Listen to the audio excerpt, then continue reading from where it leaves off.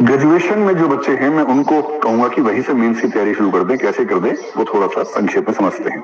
Mains की तैयारी करने का सबसे आसान, अगर मुझसे कोई पूछे कि मेंस में सबसे महत्वपूर्ण चीज क्या है, तो मेंस में सबसे महत्वपूर्ण चीज मेरे हिसाब से केवल एक है, और वो है आंसर राइटिंग।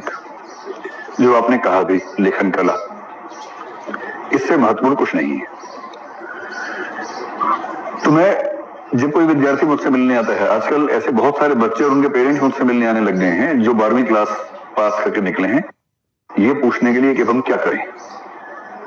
तो मैं वैसे तो उनसे ही कहता हूं कि आप कॉलेज जा रहे हो तो एक आध साल केवल एंजॉय कीजिए, वो सब तो होता रहेगा समय के साथ। लेकिन फिर भी पेरेंट्स को तनाव ज्यादा रहता है बच्चों से कि नहीं, इसको बनाना है, जो हम नहीं बन पाए इसको बनाना ही बनाना है किसी भी तरह से, थोड़ा बताइए क्या करें अभी से। तो मैं उनसे एक दो बातें कहता हूं, वो मैं आपसे भी कह देता हूं। असली स्किल केवल एक है कि आप कैसे लिखते हैं, और आंसर राइटिंग स्किल के दो मतलब हैं। एक तो आपकी स्पीड कितनी है लिखने में, क्योंकि पीसीएस में स्पीड का शायद उतना मामला नहीं फंसेगा, क्योंकि आपको कुल मिला के लगभग 3250 शब्द लिखने होंगे, 2000 प्लस 1250, और 3250 शब्द लिखना उतनी बड़ी बात नहीं है। यूपीएससी में ये मात्रा करीब 4000 से 5000 शब्दों के बीच में जाती है, क्योंकि वहां आपको ज्यादा लंबे उत्तर और 20 उत्तर लिखने होते हैं। तो एक तो स्पीड का मामला है, अपनी स्पीड को टटोल लीजिए, सामने घड़ी रख के देखिए कि आप कितना लिख पाते हैं। अगर यूपीएससी देना है तो टारगेट रखिए 7 मिनट में 200 शब्दों का। अगर आप 7 मिनट में 200 शब्द लिख पाते हैं और ऐसा लिखते हैं जो आपके अलावा बाकी लोग भी पढ़ पा रहे हैं, क्या लिखा है आपने उसमें, तो इसका मतलब है कि ठीक है। और अगर बहुत सुंदर लिखा है तो उसकी तो बात ही अलग है, फिर तो कमाल की बात है। ये तो है स्पीड की बात। और दूसरी बात है कंटेंट। कंटेंट यानी आपने उसमें क्या लिखा, कितना ठोस लिखा। कोई डायग्राम बना के, कोई नक्शा बना के, कोई टेबल बना के अगर संभव सा प्रेजेंट करना।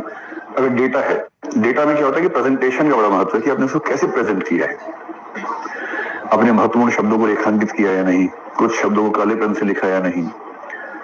अगर ये सब स्किल्स भी आपकी बेहतर हो गई हैं तो आपको आश्चर्य होगा कि मैं बड़े दावे से कह रहा हूं कि हिंदी मीडियम में जो व्यक्ति सारे प्रश्नों का उत्तर ठीक से लिख के आ जाएगा उसका सिलेक्शन हो जाएगा, ये मान के चलिए।